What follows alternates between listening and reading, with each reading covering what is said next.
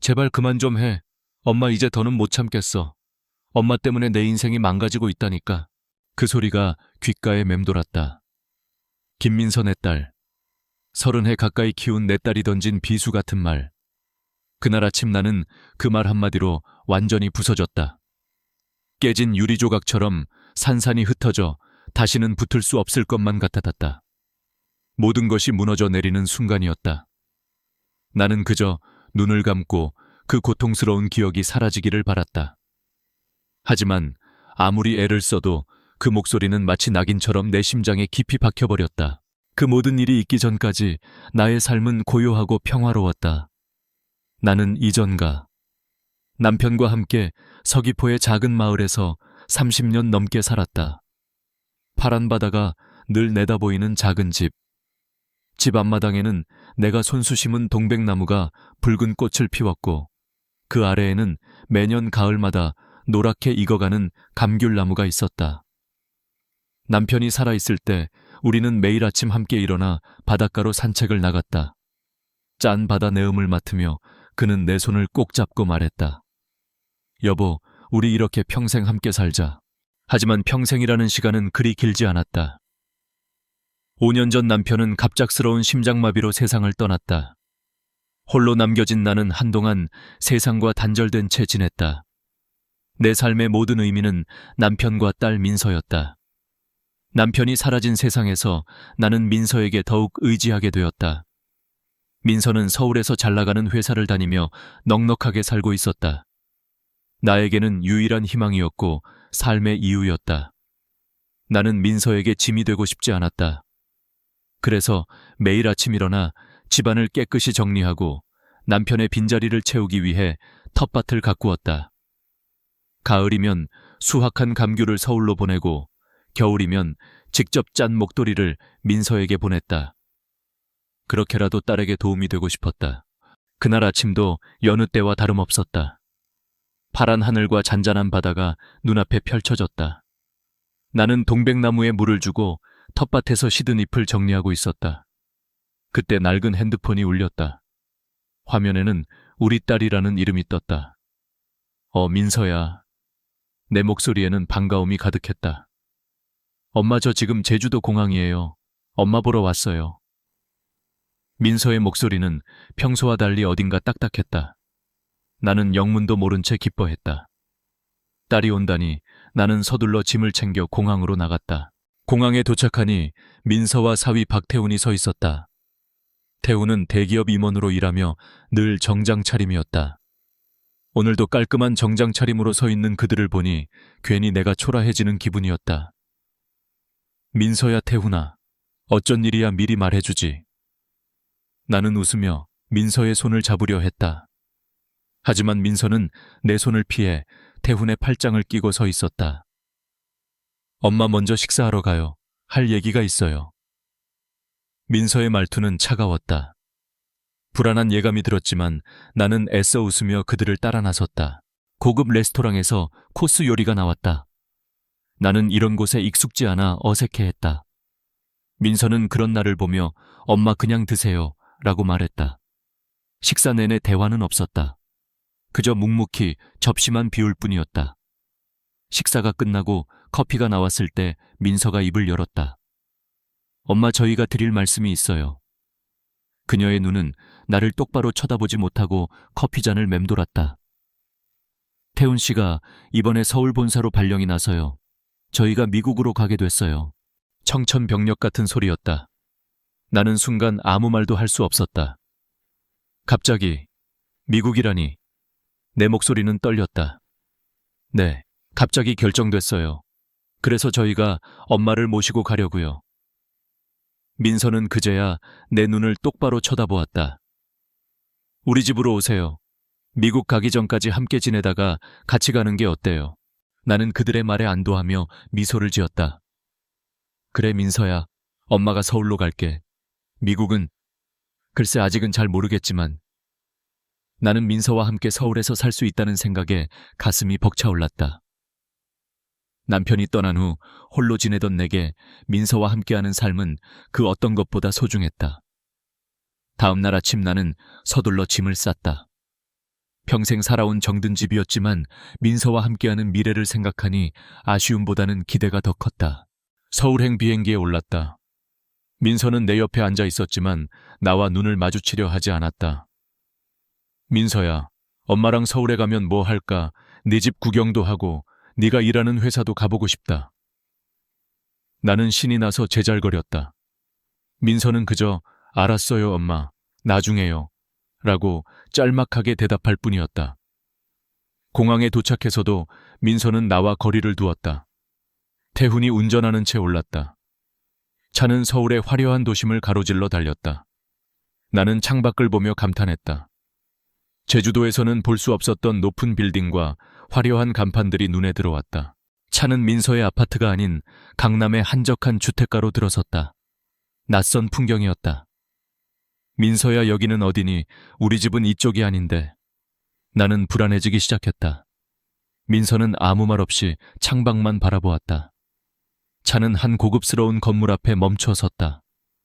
새로운 삶을 향한 따뜻한 동행 희망노인 복지관이라는 간판이 보였다. 나는 그제야 모든 것을 깨달았다. 심장이 쿵 하고 내려앉았다. 민서야, 여기가 어디야? 내 목소리는 이미 떨리고 있었다. 민서는 나를 쳐다보지도 않고 차에서 내렸다. 엄마, 여기에요. 미국 가기 전까지 여기서 지내시면 돼요. 저희가 좋은 곳으로 알아봤어요. 그녀의 말은 마치 차가운 얼음덩이처럼 내 심장을 찔렀다. 여기가 노인복지관이라고. 민서야, 너 나한테 거짓말한 거니? 내 눈에서는 뜨거운 눈물이 흘러내렸다. 민서는 그런 나를 외면한 채 고개를 숙이고 서 있었다. 태훈이 내 쪽으로 다가왔다.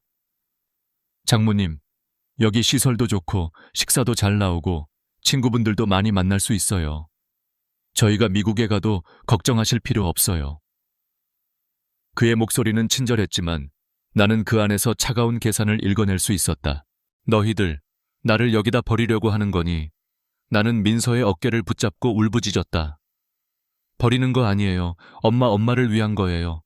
엄마가 우리랑 같이 살면 엄마가 힘들어질 거예요. 저희도 불편하고요. 민서의 목소리는 흔들렸지만 그녀의 눈빛은 단호했다. 나는 그 눈빛에서 더 이상 내가 그녀에게 소중한 존재가 아니라는 것을 깨달았다. 그녀에게 나는 그저 부담스러운 짐일 뿐이었다. 내가 평생을 바쳐 키운 딸에게 나는 버려지는 존재가 되어버린 것이다. 제발 그만 좀 해. 엄마 이제 더는 못 참겠어. 엄마 때문에 내 인생이 망가지고 있다니까. 그녀의 비명 같은 절규가 내 귓가를 때렸다. 그 소리가 내 삶을 송두리째 뒤흔들었다. 나는 그 자리에 주저앉아 하염없이 울었다. 나의 딸이 내게 던진 마지막 말이었다. 그녀는 내 손을 뿌리치고 태훈과 함께 차에 올랐다. 차가 멀어져 가는 것을 보며 나는 소리 없는 비명을 질렀다. 그곳에 홀로 남겨진 나는 그날 처음으로 진정한 의미의 외로움을 깨달았다. 나는 그날 이후 한동안 희망노인 복지관의 낯선 공기 속에서 숨쉬고 있었다. 모든 것이 낯설었다. 내가 평생을 바쳐 가꾼 집이 아니었고 남편의 온기가 남아있는 공간도 아니었다. 나는 그저 텅 빈 영혼처럼 복지관의 복도를 오가며 시간을 보냈다. 창밖으로 보이는 화려한 도시의 풍경은 나를 더욱 초라하게 만들었다. 저 빌딩 숲 어딘가에 내 딸 민서가 살고 있을 텐데 그녀는 지금 행복할까? 그녀의 인생을 망가뜨리고 싶지 않았던 나의 사랑은 결국 그녀의 행복을 위해 내가 버려지는 결말로 이어졌다. 복지관 직원들은 친절했다. 매일 아침 안부를 물었고 식사 시간에 내 밥 위에 좋아하는 반찬을 올려주기도 했다. 하지만 나는 그 친절을 온전히 받아들일 수 없었다. 그들의 친절은 나를 더욱 외롭게 만들었다. 그들이 내게 잘 대해줄수록 민서의 행동이 더욱 잔인하게 느껴졌다. 이정아 어르신, 점심 식사 맛있게 드세요. 오늘은 날씨가 좋네요. 정원에서 산책하시는 건 어떠세요? 그들의 따뜻한 말 한마디가 민서의 차가운 말 한마디와 대비되어 내 가슴을 짓눌렀다. 나는 방 안에서 거의 나오지 않았다. 방 안에는 낡은 가방 하나와 옷까지 몇 벌이 전부였다. 민서는 나의 짐을 다 챙겨주었다고 했지만 내가 평생을 모아온 추억들은 그 어디에도 없었다. 남편과 찍은 결혼사진 민서가 어릴 때 그린 그림 나의 젊은 시절이 담긴 앨범. 모든 것이 사라진 방에서 나는 끊임없이 과거를 회상했다. 남편과 나는 서귀포의 작은 마을에서 만나 사랑을 키웠다. 그는 묵묵하고 정직한 사람이었다. 농사를 짓는 그의 곁에서 나는 늘 행복했다. 민서가 태어났을 때 우리는 온 세상을 다 가진 듯 기뻤다. 남편은 땀을 흘려가며 농사일을 했고 나는 그런 남편을 위해 따뜻한 밥을 지었다. 민서는 우리의 사랑 속에서 건강하게 자랐다. 그녀가 웃을 때마다 나는 나의 모든 것을 주어도 아깝지 않다고 생각했다. 민서야, 엄마는 네가 제일 좋아. 나는 늘 민서에게 속삭였다. 민서는 그런 나를 보며 엄마 저도 엄마가 제일 좋아요 라고 대답했다.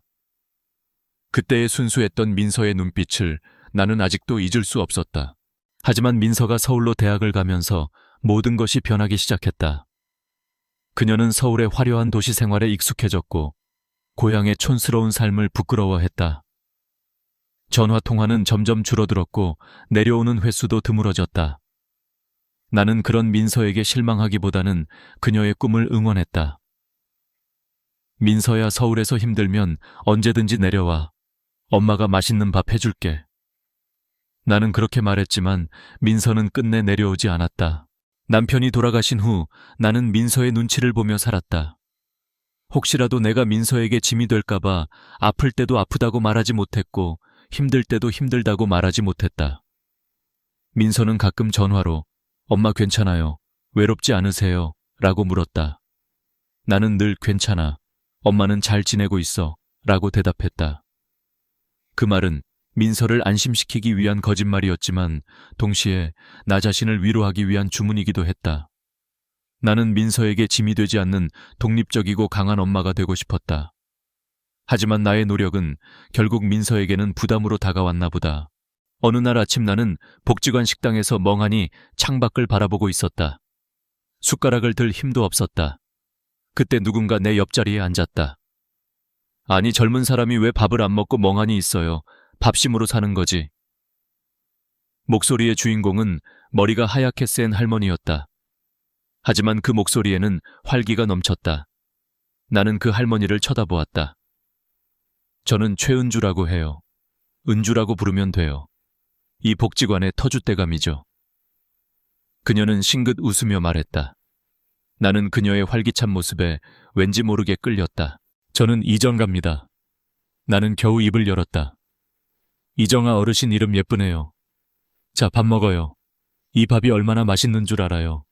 우리 영양사님이 매일 신경 써서 반찬을 만드시는데 안 먹으면 섭섭하지. 은주 씨는 나의 밥 위에 김치와 멸치볶음을 올려주었다. 그녀의 따뜻한 손길에 나는 왠지 모르게 눈물이 핑 돌았다. 무슨 일 있어요? 왜 울어요? 은주 씨는 걱정스러운 표정으로 나를 바라보았다. 나는 아무 말도 할 수 없었다. 그저 고개를 숙인 채 눈물을 흘릴 뿐이었다. 우리 여기 있는 사람들 다 사연 하나씩은 가지고 있어요. 나라고 다를 거 없지. 나도 아들 녀석이 엄마 이제 좀 쉬어. 좋은 데 가서 놀아. 하면서 여기다 데려다 놓고는 발길을 끊은 지 몇 년 됐어요. 은주 씨의 말에 나는 놀라 고개를 들었다. 그녀도 나와 같은 처지였던 것이다. 처음에는 나도 울었지. 아들 녀석 원망도 많이 하고. 그런데 어쩌겠어요. 내 인생인데. 아들 녀석만 보고 살다가는 내 인생이 없어지겠더라고. 그래서 마음을 바꿨지. 은주 씨의 말은 내게 큰 충격으로 다가왔다. 나는 여태껏 민서만 바라보며 살았는데 은주 씨는 자신의 인생을 살기 위해 노력하고 있었다. 이정아 어르신, 우리 내일부터 같이 산책해요. 복지관 정원에 예쁜 꽃이 많이 피었어요. 그리고 저녁에는 같이 고스톱도 쳐요. 심심하면 못 살아요, 우리. 은주 씨는 나의 손을 잡으며 말했다. 그녀의 손은 따뜻했다. 나는 그제야 복지관의 낯선 공기 속에서 숨을 쉴 수 있었다. 그날 이후 나는 조금씩 변하기 시작했다. 매일 아침 은주 씨와 함께 복지관 정원을 산책했고 저녁에는 그녀와 함께 고스톱을 쳤다. 은주 씨는 내게 복지관의 규칙과 이곳 사람들에 대해 알려주었다. 저 박 할아버지는 옛날에 교수님이셨대. 근데 지금은 맨날 내 논문 어딨어 하면서 돌아다니시지. 은주 씨의 유쾌한 설명에 나는 오랜만에 웃음을 터뜨렸다. 나는 여전히 민서를 잊지 못했다. 하지만 더 이상 민서만을 원망하며 살지는 않았다. 은주 씨의 말처럼 이제는 내 인생을 살아야 했다. 나는 복지관에서 제공하는 다양한 프로그램에 참여했다. 그림 그리기, 노래 부르기, 그리고 내가 가장 좋아했던 꽃꽂이 수업까지. 꽃꽂이 수업에서 나는 다시금 나의 손끝에서 피어나는 아름다운 꽃들을 보며 희망을 찾았다. 하지만 밤이 되면 여전히 외로움이 나를 덮쳤다. 민서와 태훈이 나를 여기에 두고 떠났던 그날의 기억이 떠올랐다. 그들이 나를 위해 좋은 곳을 찾아줬다고 했지만 그 말은 결국 그들의 편리함을 위한 변명일 뿐이었다. 나는 민서에게 짐이 되고 싶지 않았지만 결국 그녀에게 버림받았다. 그 사실을 나는 아직도 받아들이기 힘들었다. 어느 날 밤 나는 잠 못 이루고 뒤척이다가 남편의 유품이 담긴 낡은 가방을 열어보았다. 가방 안에는 남편의 낡은 지갑과 손때 묻은 손수건, 그리고 남편이 쓰던 안경이 들어있었다. 나는 그 유품들을 하나하나 만져보았다. 남편의 온기가 느껴지는 것만 같아 눈물이 쏟아졌다. 그때 지갑 안에서 낡은 종이 한 장이 떨어졌다. 그것은 남편의 필체로 쓴 편지였다. 나는 떨리는 손으로 그 편지를 펼쳤다. 사랑하는 여보에게. 편지에는 남편의 진심이 담겨 있었다. 나는 그 편지를 읽으며 남편이 나를 얼마나 사랑했는지 다시금 깨달았다. 그리고 편지 마지막에는 뜻밖의 내용이 적혀 있었다. 여보, 내가 혹시라도 먼저 세상을 떠나게 되면 민서에게 이 편지를 꼭 전해주오. 그리고 여보를 위해 내가 준비한 선물이 있으니 절대 잊지 말고 찾아주오. 나는 남편의 편지를 읽고 충격에 휩싸였다. 남편이 내게 남긴 선물이 있다고 그것은 도대체 무엇일까? 나는 그 편지를 몇 번이고 다시 읽었다. 남편은 내게 무언가를 남기고 떠난 것이다. 민서에게 전해달라고 한 편지는 무엇일까? 나는 이 모든 사실을 민서가 알고 있을지 궁금했다.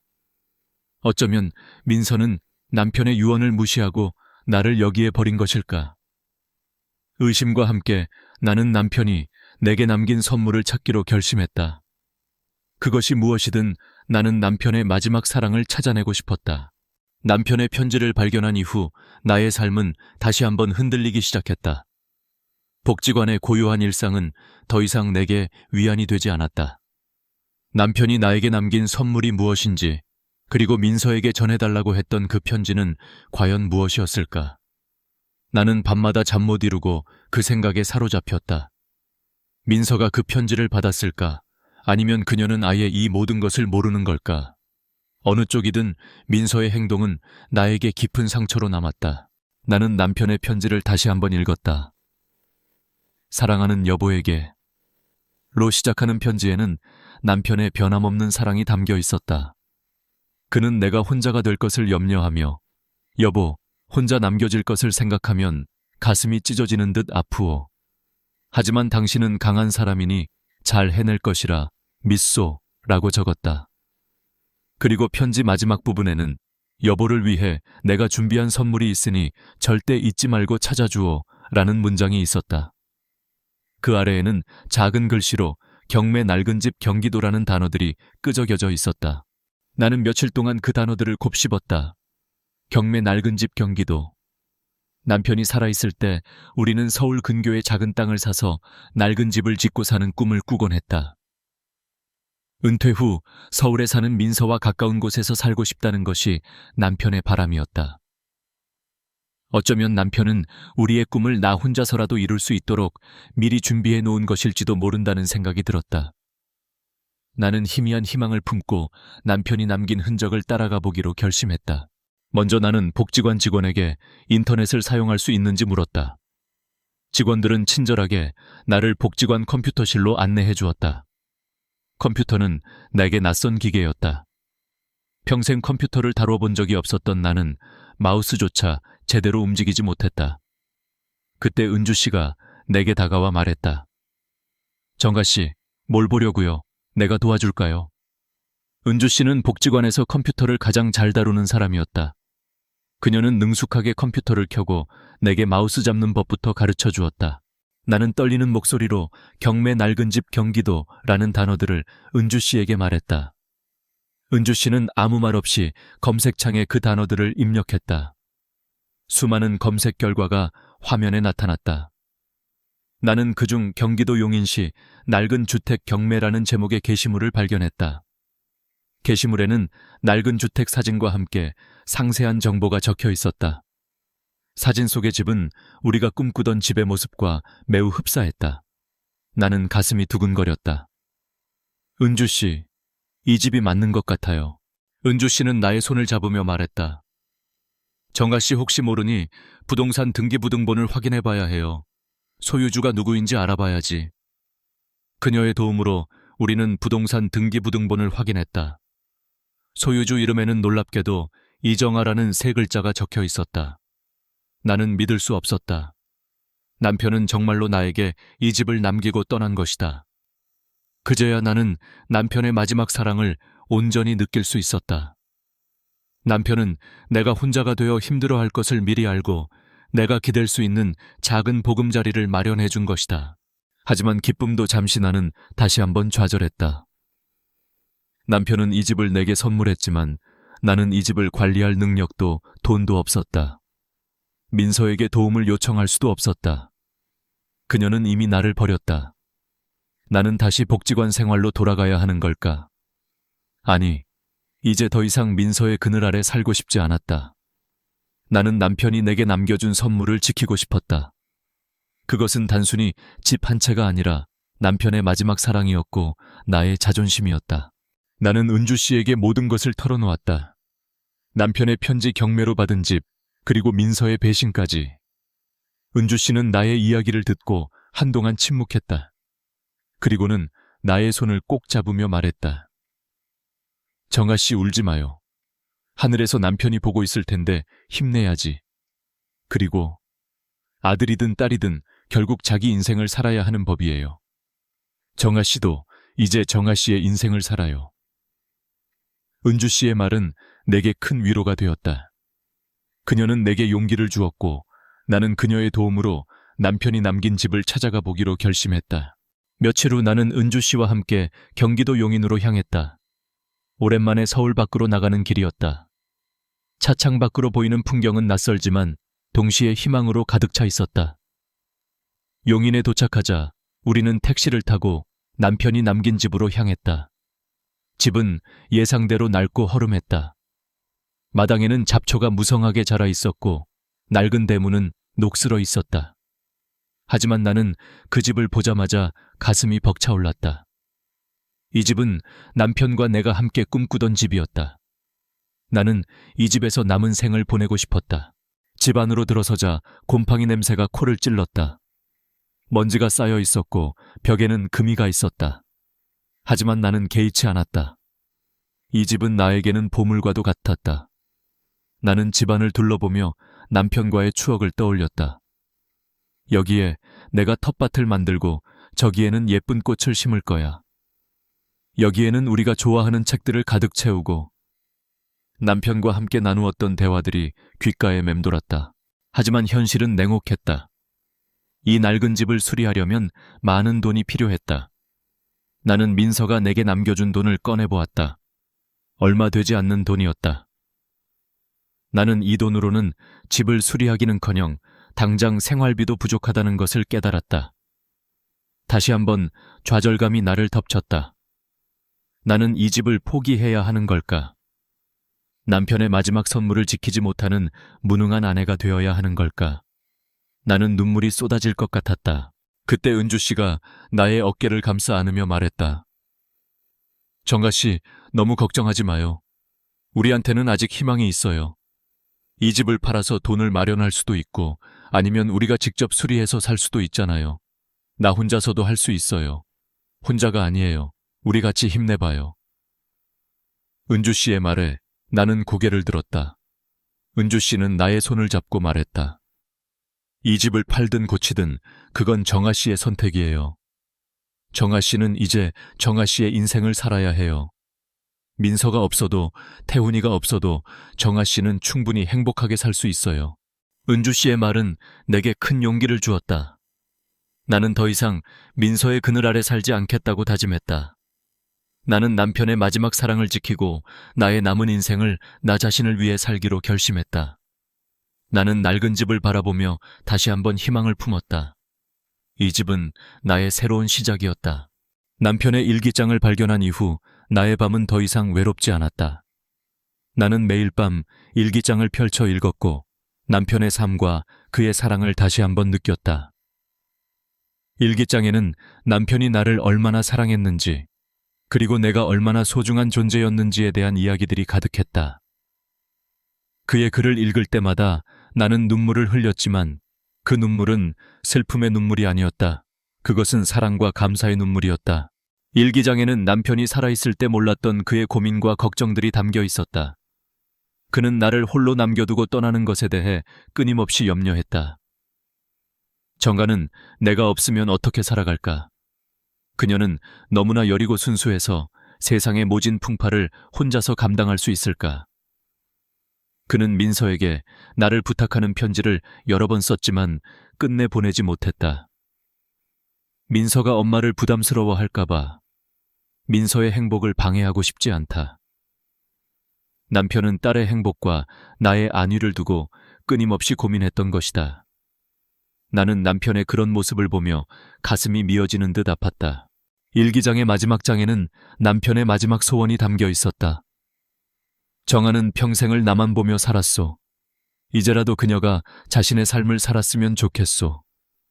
그녀가 좋아하는 꽃을 심고 그녀가 좋아하는 그림을 그리며 자유롭게 살았으면 좋겠소. 내가 그녀에게 남긴 집은 그녀의 새로운 시작을 위한 작은 보금자리요.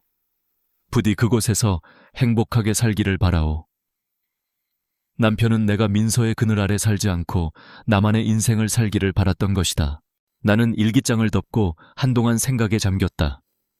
나는 여태껏 민서의 엄마로 남편의 아내로만 살아왔다.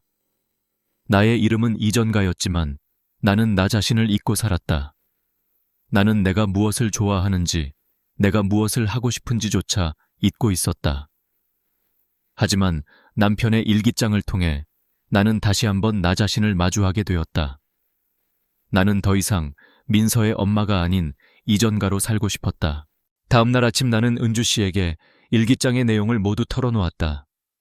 은주 씨는 나의 이야기를 듣고 눈물을 흘렸다. 정아 씨 남편분은 정말 좋은 분이셨네요. 정아 씨를 그렇게 사랑하고 아끼셨는데. 은주 씨의 말에 나는 고개를 끄덕였다. 은주 씨, 저 이 집에서 살고 싶어요. 남편이 저에게 남겨준 선물이니까요. 나는 은주 씨에게 나의 결심을 이야기했다. 은주 씨는 나의 손을 꼭 잡으며 말했다. 그래요, 정아 씨. 잘 생각했어요. 내가 도와줄게요. 우리 같이 이 집을 고쳐서 살아요. 내가 이 집의 첫 번째 손님이 되어줄게요. 은주 씨의 도움으로 나는 집 수리를 시작했다. 먼저 복지관에서 짐을 모두 빼서 이 집으로 옮겼다. 짐이라고 해봤자 낡은 가방 하나와 옷가지 몇 벌, 그리고 남편의 일기장이 전부였다. 나는 그 짐들을 집 한켠에 놓고 집 수리에 몰두했다. 은주 씨는 나를 도와주기 위해 매일 용인까지 버스를 타고 와주었다. 그녀는 내가 힘들어할 때마다 나를 위로해주고 내가 지쳐할 때마다 나에게 힘을 불어넣어 주었다. 집 수리는 생각보다 힘들었다. 곰팡이가 핀 벽을 닦고 금이 간 벽을 보수하고 낡은 마루를 교체하는 일은 나의 늙고 약해진 몸으로는 버거운 일이었다. 나는 매일같이 땀을 흘리며 일했고 온몸이 쑤셨다. 하지만 나는 포기하지 않았다.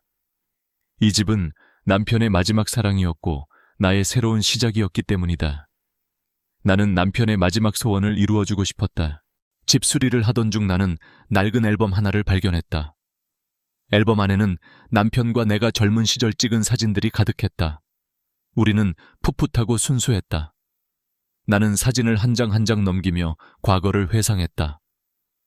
남편과 함께 바닷가에서 찍은 사진 민서가 태어났을 때 찍은 사진, 그리고 우리가 처음으로 이 집을 보러 왔을 때 찍은 사진까지.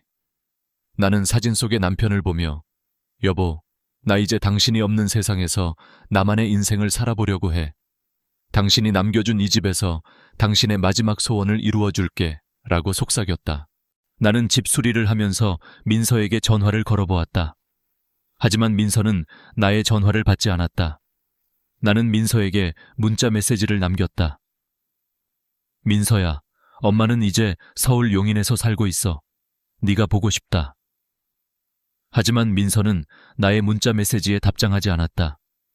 나는 민서가 나를 완전히 잊어버린 것만 같아 슬펐다. 하지만 나는 민서를 원망하지 않았다. 이제는 내가 내 인생을 살아야 했기 때문이다. 한 달이라는 시간이 흘렀다. 나의 노력과 은주 씨의 도움으로 낡은 집은 조금씩 새로운 모습으로 변해갔다. 나는 마당에 동백나무를 심고 텃밭을 가꾸었다. 그리고 집 한켠에 작은 책상을 놓고 내가 좋아하는 그림을 그리기 시작했다. 나는 그림을 그리면서 나의 내면을 들여다보았다. 나는 더 이상 외롭지 않았다. 나는 혼자였지만 나의 삶은 남편의 사랑과 은주 씨의 우정으로 가득 차 있었다. 어느 날 오후 나는 집 앞에서 그림을 그리고 있었다. 그때 낯선 남자가 내게 다가왔다. 그는 깔끔한 정장 차림이었고 손에는 작은 꽃다발을 들고 있었다. 안녕하세요, 어르신. 저는 이 동네에서 작은 책방을 운영하고 있는 한준혁이라고 합니다. 그는 부드러운 목소리로 내게 인사했다. 이정합니다. 나는 그의 친절함에 미소를 지었다. 어르신, 제가 어제 이 집 앞에서 어르신을 봤는데 집이 너무 예뻐서요. 제가 혹시 방해가 될까봐 멀리서 지켜보고 있었어요. 그는 나의 그림을 보며 말했다. 어르신 그림 정말 잘 그리시네요. 혹시 취미로 그리시는 거예요? 나는 그의 말에 왠지 모르게 기분이 좋아졌다. 네, 그냥 심심해서 그려봤어요. 나는 수줍게 대답했다. 어르신 혹시 괜찮으시면 제 책방에 놀러 오세요. 제가 맛있는 커피 한 잔 대접할게요. 한준혁 씨는 내게 작은 명함을 건네주었다. 나는 그의 명함을 받아들고 미소를 지었다. 나의 삶에 새로운 인연이 찾아온 것이다. 나는 한준혁 씨의 명함을 보며 남편이 내게 남긴 선물이 단지 집 한 채가 아니라 새로운 삶과 새로운 인연이었음을 깨달았다. 한준혁 씨와의 만남은 나의 삶에 잔잔한 물결을 일으켰다. 나는 그의 명함을 손에 쥐고 며칠 동안 망설였다. 낯선 사람과의 만남이 두려웠고 그의 친절함이 부담스럽기도 했다. 나는 다시 마음의 문을 닫고 집 수리와 그림 그리기에만 몰두했다. 하지만 그의 친절한 미소와 따뜻한 눈빛은 자꾸만 나의 마음속에 맴돌았다. 어르신 그림 정말 잘 그리시네요. 혹시 취미로 그리시는 거예요? 그의 목소리가 귓가에 맴돌았다. 며칠 후 나는 용기를 내어 그의 책방을 찾아갔다. 책방은 낡고 아늑한 공간이었다. 책장에는 오래된 책들이 가득했고 한쪽 벽에는 그가 직접 그린 그림들이 걸려 있었다. 창가에는 작은 테이블과 의자가 놓여 있었고 따뜻한 햇살이 그 공간을 비추고 있었다. 어르신 오셨네요. 한준혁 씨는 나를 반갑게 맞이해 주었다. 제가 올 줄 알고 있었어요. 그는 싱긋 웃으며 말했다. 나는 그의 말에 왠지 모르게 기분이 좋아졌다. 그는 내게 따뜻한 커피 한 잔을 내어주었다. 나는 커피를 마시며 그와 이야기를 나누었다. 그는 서울에서 직장 생활을 하다가 고향인 용인으로 돌아와 작은 책방을 열었다고 했다. 저는 책 읽는 것을 좋아해서요. 제가 좋아하는 책들을 사람들에게 소개해주고 싶어서 책방을 열었어요. 그의 말에는 진심이 담겨 있었다. 나는 그런 그의 모습에 왠지 모르게 신뢰가 갔다. 우리는 서로의 이야기를 나누었다. 그는 나의 이야기를 경청해 주었고 나는 그의 이야기를 들으며 마음의 문을 조금씩 열었다.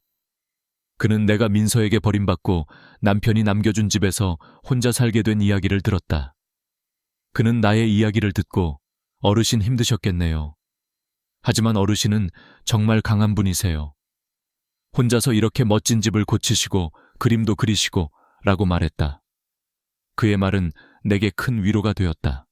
나는 그와의 만남을 통해 나 자신을 다시 한번 되돌아보았다. 나는 여태껏 나 자신을 약하고 무능한 존재로만 생각했다. 하지만 한준혁 씨는 내게 어르신은 강하고 멋진 분이라고 말했다. 그의 말은 내게 큰 용기를 주었다.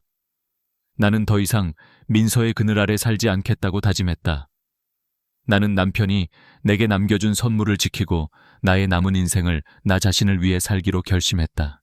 한준혁 씨와의 만남은 나의 삶에 새로운 활력을 불어넣었다. 나는 매일 오후 그의 책방에 가서 커피를 마시며 책을 읽었다. 그는 내게 그림 그리는 법을 가르쳐 주었고 나는 그에게 꽃꽂이하는 법을 가르쳐 주었다. 우리는 서로에게 배우고 서로에게 의지하며 친구가 되었다. 그는 내게 어르신은 세상에서 가장 아름다운 꽃이에요 라고 말했다. 그의 말에 나는 얼굴이 붉어졌다. 하지만 나의 삶은 여전히 민서의 그림자에서 벗어나지 못하고 있었다. 나는 매일 밤 민서에게 전화를 걸었지만 그녀는 나의 전화를 받지 않았다. 나는 민서에게 문자 메시지를 남겼지만 그녀는 나의 문자 메시지에 답장하지 않았다. 나는 민서가 나를 완전히 잊어버린 것만 같아 슬펐다. 나는 민서에게 엄마는 괜찮아, 엄마는 잘 지내고 있어 라고 말해주고 싶었지만 그녀는 나의 목소리를 듣고 싶어 하지 않았다. 어느 날 오후 나는 한준혁 씨의 책방에서 커피를 마시고 있었다. 그때 낯선 여자가 책방 문을 열고 들어섰다. 그녀는 화려한 옷을 입고 있었고 얼굴에는 진한 화장을 하고 있었다. 나는 그녀를 보자마자 불길한 예감이 들었다. 그녀는 민서였다. 엄마, 여기가 어디예요? 민서는 나를 보자마자 놀란 표정을 지었다.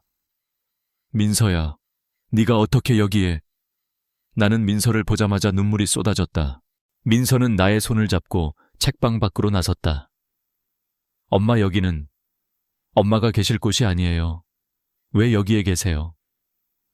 민서의 목소리는 차가웠지만 그녀의 눈빛은 흔들리고 있었다. 민서야, 여기는 엄마가 살 곳이야. 남편이 엄마에게 남겨준 선물이야. 나는 민서에게 모든 것을 털어놓았다. 남편의 편지, 남편이 남겨준 집, 그리고 내가 이 집에서 새로운 삶을 시작하게 된 이야기까지. 민서는 나의 이야기를 듣고 한동안 침묵했다. 그리고는 나의 손을 꼭 잡으며 말했다. 엄마, 제가 잘못했어요. 엄마를 여기에 두고 가서 죄송해요. 민서의 눈에서는 눈물이 흘러내렸다. 나는 민서의 눈물을 닦아주며 말했다. 민서야, 괜찮아. 엄마는 너를 원망하지 않아. 엄마는 이제 엄마의 인생을 살고 싶어. 나는 민서에게 나의 결심을 이야기했다. 민서는 나의 이야기를 듣고 엄마, 저와 함께 미국으로 가요.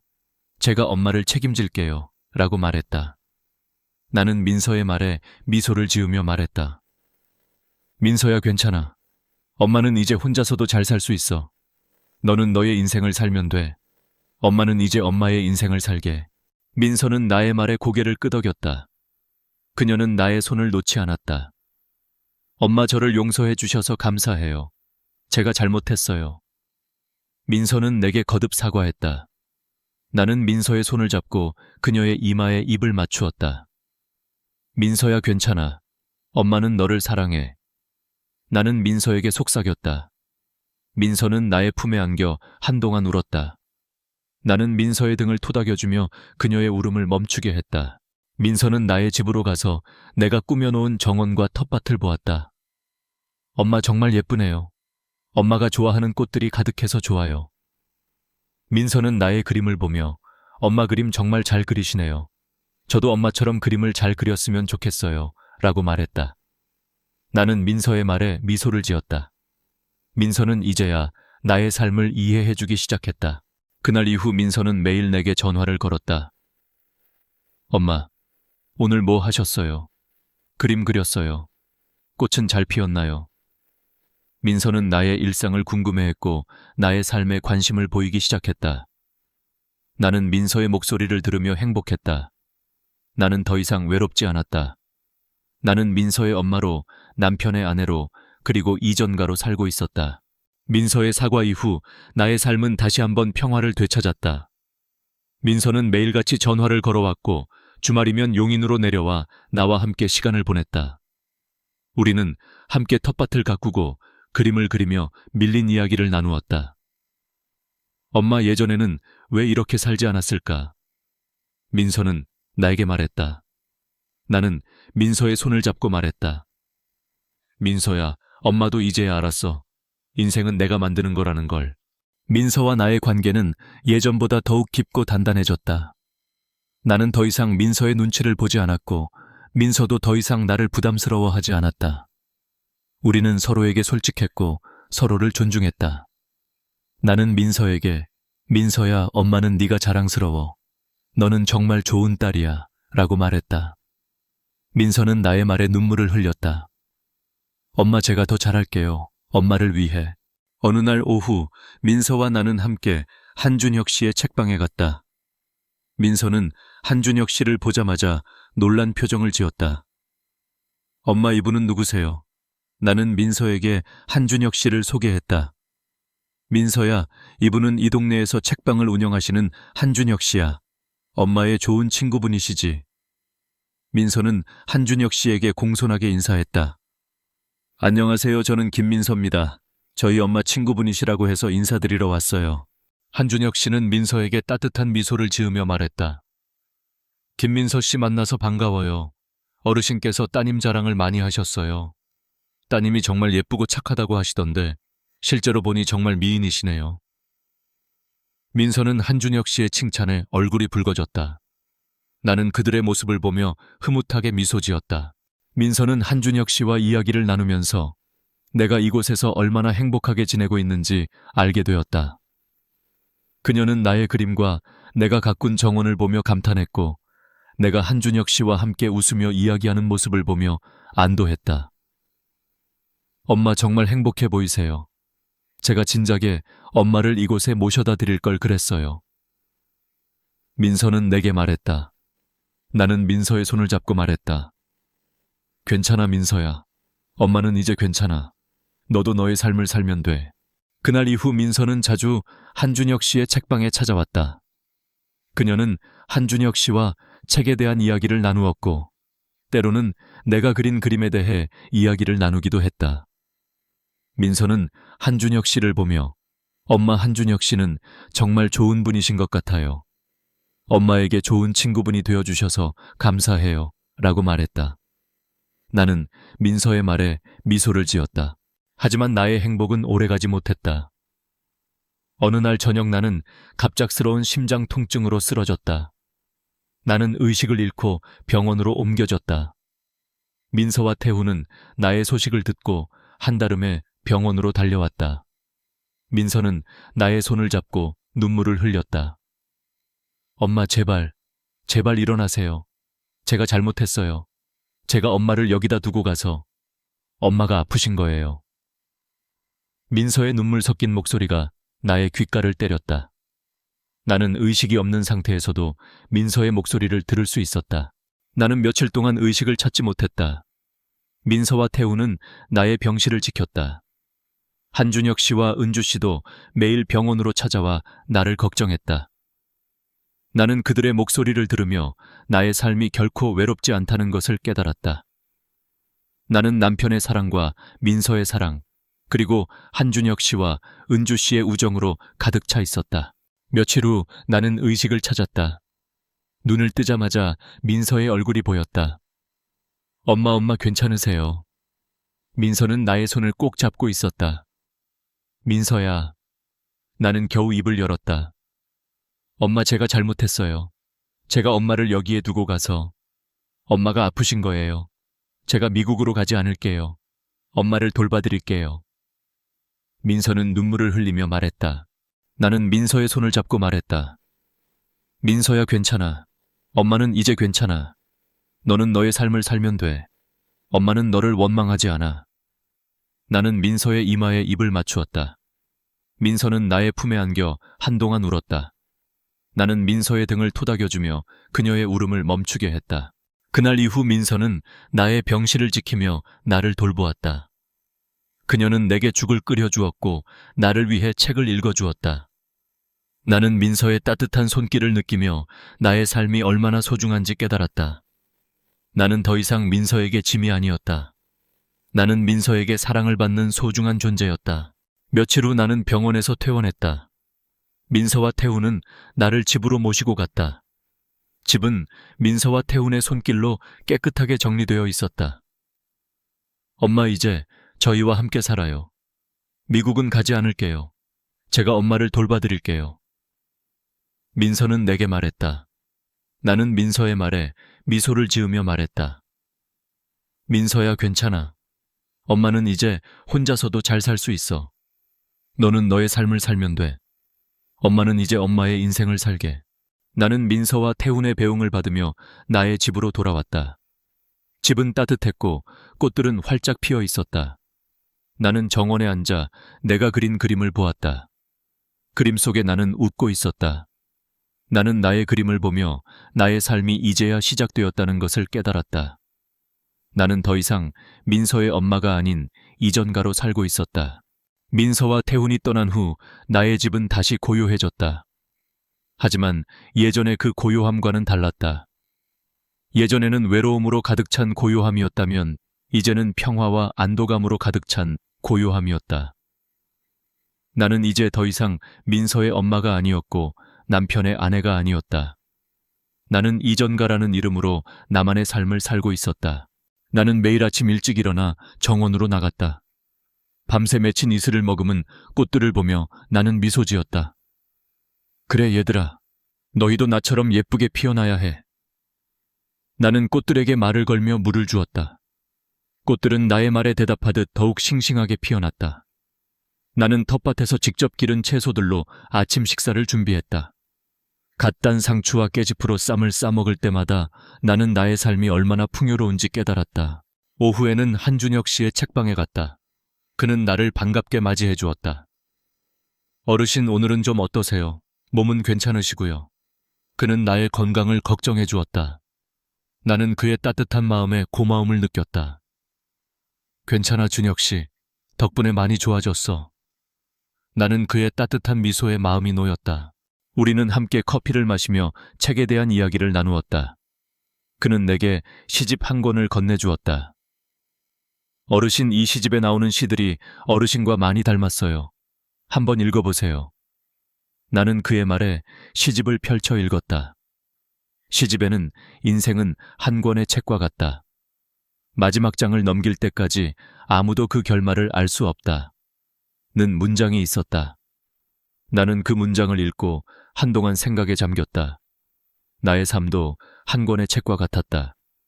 나는 이제야 나의 책을 다시 쓰고 있었다. 한준혁 씨와 함께하는 시간은 내게 큰 위로와 행복을 가져다 주었다. 그는 나의 그림을 칭찬해 주었고 나의 이야기에 귀를 기울여 주었다. 나는 그에게 내 삶의 모든 것을 털어놓았다.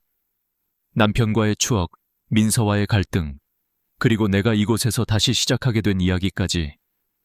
그는 나의 이야기를 듣고 어르신은 정말 강한 분이세요. 저는 어르신이 존경스럽습니다. 라고 말했다. 그의 말에 나는 눈물이 핑 돌았다. 나는 그에게서 민서에게 받지 못했던 따뜻한 위로와 존경을 받았다. 나는 한준혁 씨에게 나의 그림을 선물했다. 그림 속에는 활짝 핀 동백꽃이 그려져 있었다. 준혁 씨, 이 그림을 당신에게 드리고 싶어요. 당신이 나에게 준 용기와 희망에 대한 보답이에요. 한준혁 씨는 나의 그림을 받아들고 눈물을 흘렸다. 어르신, 감사합니다. 이 그림은 저에게는 세상에서 가장 소중한 보물입니다. 그는 나의 손을 잡고 말했다. 그의 손은 따뜻했다. 나는 한준혁 씨와의 관계를 통해 사랑이라는 감정을 다시 한번 깨달았다. 그것은 남녀 간의 사랑이 아니었다. 그것은 인간과 인간이 서로를 존중하고 아끼는 순수한 감정이었다. 나는 한준혁 씨를 보며 남편이 내게 남겨준 선물이 단지 집 한 채가 아니라 새로운 삶과 새로운 인연이었음을 다시 한번 깨달았다. 어느 날 저녁 나는 집에서 혼자 저녁 식사를 하고 있었다. 그때 낡은 핸드폰이 울렸다. 화면에는 우리 딸이라는 이름이 떴다. 민서였다. 엄마, 저 지금 집 앞이에요. 잠시 들러도 될까요? 민서의 목소리는 조심스러웠다. 나는 민서의 목소리에 반가움이 가득했다. 그래 민서야, 들어와. 민서는 집으로 들어와 나에게 고개를 숙였다. 엄마 제가 잘못했어요. 엄마를 여기에 두고 가서 죄송해요. 민서의 눈에는 눈물이 고여 있었다. 나는 민서의 손을 잡고 말했다. 민서야 괜찮아. 엄마는 이제 괜찮아. 너도 너의 삶을 살면 돼. 엄마는 이제 엄마의 인생을 살게. 민서는 나의 품에 안겨 한동안 울었다. 나는 민서의 등을 토닥여주며 그녀의 울음을 멈추게 했다. 엄마 저 미국에 가지 않을게요. 엄마 곁에서 엄마를 돌봐드릴게요. 민서는 내게 말했다. 나는 민서의 말에 미소를 지으며 말했다. 민서야 괜찮아. 엄마는 이제 혼자서도 잘 살 수 있어. 너는 너의 삶을 살면 돼. 엄마는 너를 사랑해. 나는 민서의 손을 놓지 않았다. 우리는 함께 정원에 나가서 활짝 핀 꽃들을 보았다. 민서는 나의 정원을 보며 감탄했다. 엄마 정말 예쁘네요. 엄마가 좋아하는 꽃들이 가득해서 좋아요. 나는 민서의 말에 미소를 지었다. 민서는 이제야 나의 삶을 이해해주기 시작했다. 나는 민서에게 내가 그린 그림들을 보여주었다. 민서는 나의 그림을 보며 엄마 그림 정말 잘 그리시네요. 저도 엄마처럼 그림을 잘 그렸으면 좋겠어요. 라고 말했다. 나는 민서의 말에 미소를 지었다. 민서는 이제야 나의 삶에 관심을 보이기 시작했다. 나는 민서에게 한준혁 씨의 책방 이야기를 들려주었다. 민서는 한준혁 씨의 이야기를 듣고 엄마 한준혁 씨는 정말 좋은 분이신 것 같아요. 엄마에게 좋은 친구분이 되어주셔서 감사해요. 라고 말했다. 나는 민서의 말에 미소를 지었다. 민서는 나에게 엄마 저에게 한 가지 소원이 있어요. 엄마와 함께 미국으로 가서 엄마가 좋아하는 꽃들을 미국에서도 보고 싶어요. 라고 말했다. 나는 민서의 말에 미소를 지으며 말했다. 민서야, 엄마는 이제 여기가 좋아. 미국에는 가지 않을게. 나는 민서의 손을 잡고 말했다. 민서야, 이제는 엄마 걱정하지 않아도 돼. 엄마는 이제 혼자서도 잘 살 수 있어. 너는 너의 삶을 살면 돼. 엄마는 너를 사랑해. 민서는 나의 말에 고개를 끄덕였다. 그녀는 나의 손을 잡고 한동안 아무 말도 하지 않았다. 민서와 헤어진 후 나의 집은 다시 고요해졌다. 하지만 그 고요함은 더 이상 나를 짓누르지 않았다. 나는 매일 아침 일찍 일어나 정원으로 나갔다. 밤새 맺힌 이슬을 머금은 꽃들을 보며 나는 미소 지었다. 그래 얘들아, 너희도 나처럼 예쁘게 피어나야 해. 나는 꽃들에게 말을 걸며 물을 주었다. 꽃들은 나의 말에 대답하듯 더욱 싱싱하게 피어났다. 나는 텃밭에서 직접 기른 채소들로 아침 식사를 준비했다. 갓 딴 상추와 깨지프로 쌈을 싸먹을 때마다 나는 나의 삶이 얼마나 풍요로운지 깨달았다. 오후에는 한준혁 씨의 책방에 갔다. 그는 나를 반갑게 맞이해 주었다. 어르신 오늘은 좀 어떠세요? 몸은 괜찮으시고요. 그는 나의 건강을 걱정해 주었다. 나는 그의 따뜻한 마음에 고마움을 느꼈다. 괜찮아 준혁 씨. 덕분에 많이 좋아졌어. 나는 그의 따뜻한 미소에 마음이 놓였다.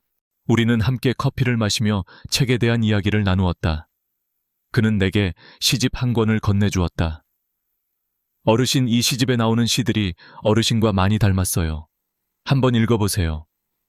나는 그의 말에 시집을 펼쳐 읽었다. 시집에는 인생은 한 권의 책과 같다.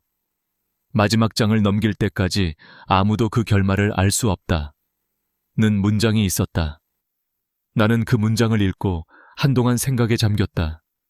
나의 삶도 한 권의 책과 같았다. 나는 이제야 나의 책을 다시 쓰고 있었다. 한준혁 씨와 함께하는 시간은 내게 큰 위로와 행복을 가져다 주었다.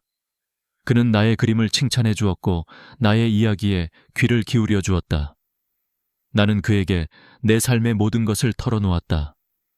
남편과의 추억, 민서와의 갈등, 그리고 내가 이곳에서 다시 시작하게 된 이야기까지. 그는 나의 이야기를 듣고 어르신은 정말 강한 분이세요.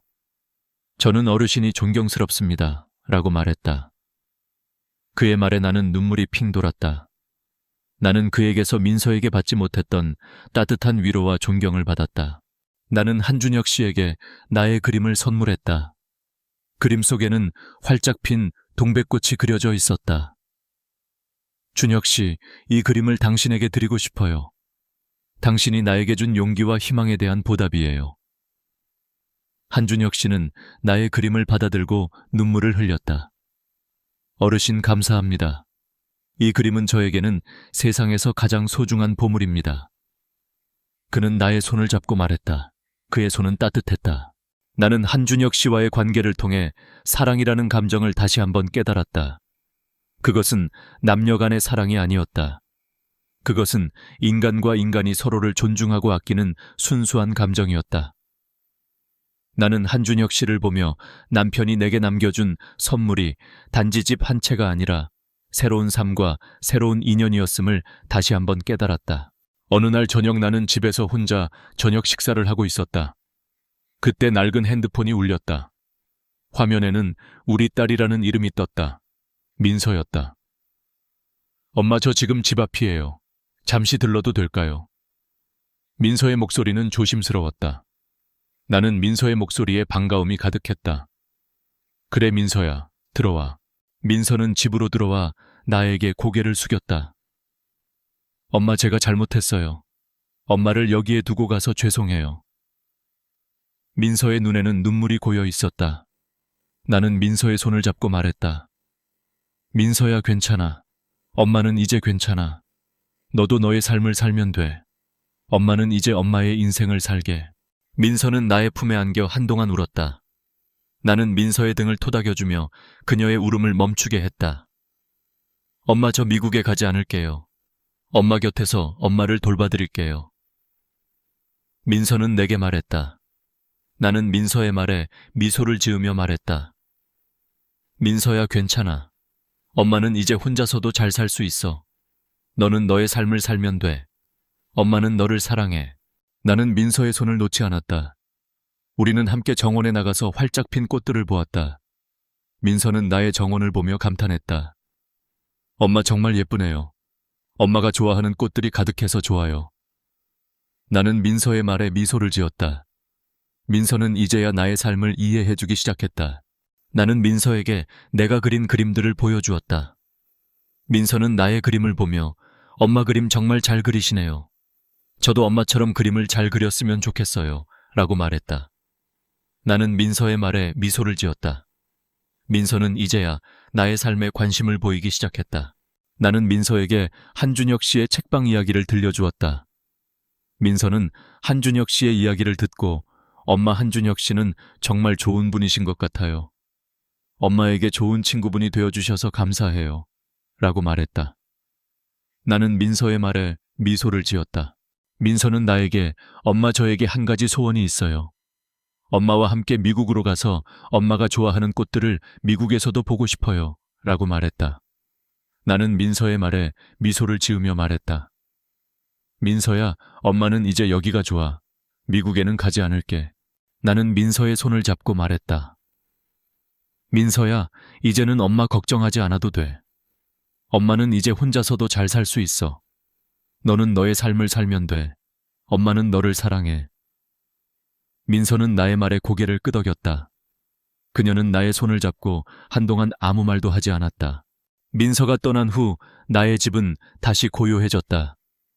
하지만 그 고요함은 더 이상 나를 짓누르지 않았다. 나는 매일 아침 일찍 일어나 정원으로 나갔다. 밤새 맺힌 이슬을 머금은 꽃들을 보며 나는 미소 지었다. 그래 얘들아, 너희도 나처럼 예쁘게 피어나야 해. 나는 꽃들에게 말을 걸며 물을 주었다. 꽃들은 나의 말에 대답하듯 더욱 싱싱하게 피어났다. 나는 텃밭에서 직접 기른 채소들로 아침 식사를 준비했다. 갓 딴 상추와 깨지프로 쌈을 싸먹을 때마다 나는 나의 삶이 얼마나 풍요로운지 깨달았다. 오후에는 한준혁 씨의 책방에 갔다. 그는 나를 반갑게 맞이해 주었다. 어르신, 오늘은 좀 어떠세요? 몸은 괜찮으시고요. 그는 나의 건강을 걱정해 주었다. 나는 그의 따뜻한 마음에 고마움을 느꼈다. 괜찮아, 준혁 씨. 덕분에 많이 좋아졌어. 나는 그의 따뜻한 미소에 마음이 놓였다. 우리는 함께 커피를 마시며 책에 대한 이야기를 나누었다. 그는 내게 시집 한 권을 건네주었다. 어르신, 이 시집에 나오는 시들이 어르신과 많이 닮았어요. 한번 읽어보세요. 나는 그의 말에 시집을 펼쳐 읽었다. 시집에는 인생은 한 권의 책과 같다. 마지막 장을 넘길 때까지 아무도 그 결말을 알 수 없다. 는 문장이 있었다. 나는 그 문장을 읽고 한동안 생각에 잠겼다. 나의 삶도 한 권의 책과 같았다. 나는 이제야 나의 책을 다시 쓰고 있었다. 한준혁 씨와 함께하는 시간은 내게 큰 위로와 행복을 가져다 주었다. 그는 나의 그림을 칭찬해 주었고 나의 이야기에 귀를 기울여 주었다. 나는 그에게 내 삶의 모든 것을 털어놓았다. 남편과의 추억, 민서와의 갈등, 그리고 내가 이곳에서 다시 시작하게 된 이야기까지. 그는 나의 이야기를 듣고 어르신은 정말 강한 분이세요. 저는 어르신이 존경스럽습니다. 라고 말했다. 그의 말에 나는 눈물이 핑 돌았다. 나는 그에게서 민서에게 받지 못했던 따뜻한 위로와 존경을 받았다. 나는 한준혁 씨에게 나의 그림을 선물했다. 그림 속에는 활짝 핀 동백꽃이 그려져 있었다. 준혁 씨, 이 그림을 당신에게 드리고 싶어요. 당신이 나에게 준 용기와 희망에 대한 보답이에요. 한준혁 씨는 나의 그림을 받아들고 눈물을 흘렸다.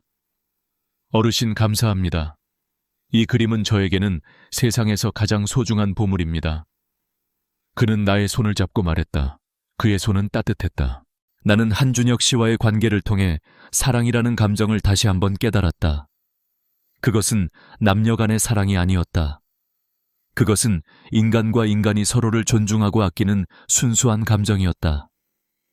나는 한준혁 씨를 보며 남편이 내게 남겨준 선물이 단지 집 한 채가 아니라 새로운 삶과 새로운 인연이었음을 다시 한번 깨달았다. 어느 날 저녁 나는 집에서 혼자 저녁 식사를 하고 있었다. 그때 낡은 핸드폰이 울렸다. 화면에는 우리 딸이라는 이름이 떴다. 민서였다. 엄마, 저 지금 집 앞이에요. 잠시 들러도 될까요? 민서의 목소리는 조심스러웠다. 나는 민서의 목소리에 반가움이 가득했다. 그래, 민서야, 들어와. 민서는 집으로 들어와 나에게 고개를 숙였다. 엄마, 제가 잘못했어요. 엄마를 여기에 두고 가서 죄송해요. 민서의 눈에는 눈물이 고여 있었다. 나는 민서의 손을 잡고 말했다. 민서야, 괜찮아. 엄마는 이제 괜찮아. 너도 너의 삶을 살면 돼. 엄마는 이제 엄마의 인생을 살게. 민서는 나의 품에 안겨 한동안 울었다. 나는 민서의 등을 토닥여주며 그녀의 울음을 멈추게 했다. 엄마, 저 미국에 가지 않을게요. 엄마 곁에서 엄마를 돌봐드릴게요. 민서는 내게 말했다. 나는 민서의 말에 미소를 지으며 말했다. 민서야, 괜찮아. 엄마는 이제 혼자서도 잘 살 수 있어. 너는 너의 삶을 살면 돼. 엄마는 너를 사랑해. 나는 민서의 손을 놓지 않았다. 우리는 함께 정원에 나가서 활짝 핀 꽃들을 보았다. 민서는 나의 정원을 보며 감탄했다. 엄마, 정말 예쁘네요. 엄마가 좋아하는 꽃들이 가득해서 좋아요. 나는 민서의 말에 미소를 지었다. 민서는 이제야 나의 삶을 이해해주기 시작했다. 나는 민서에게 내가 그린 그림들을 보여주었다. 민서는 나의 그림을 보며 엄마 그림 정말 잘 그리시네요. 저도 엄마처럼 그림을 잘 그렸으면 좋겠어요. 라고 말했다. 나는 민서의 말에 미소를 지었다. 민서는 이제야 나의 삶에 관심을 보이기 시작했다. 나는 민서에게 한준혁 씨의 책방 이야기를 들려주었다. 민서는 한준혁 씨의 이야기를 듣고 엄마, 한준혁 씨는 정말 좋은 분이신 것 같아요. 엄마에게 좋은 친구분이 되어주셔서 감사해요. 라고 말했다. 나는 민서의 말에 미소를 지었다. 민서는 나에게 엄마, 저에게 한 가지 소원이 있어요. 엄마와 함께 미국으로 가서 엄마가 좋아하는 꽃들을 미국에서도 보고 싶어요. 라고 말했다. 나는 민서의 말에 미소를 지으며 말했다. 민서야, 엄마는 이제 여기가 좋아. 미국에는 가지 않을게. 나는 민서의 손을 잡고 말했다. 민서야, 이제는 엄마 걱정하지 않아도 돼. 엄마는 이제 혼자서도 잘 살 수 있어. 너는 너의 삶을 살면 돼. 엄마는 너를 사랑해. 민서는 나의 말에 고개를 끄덕였다.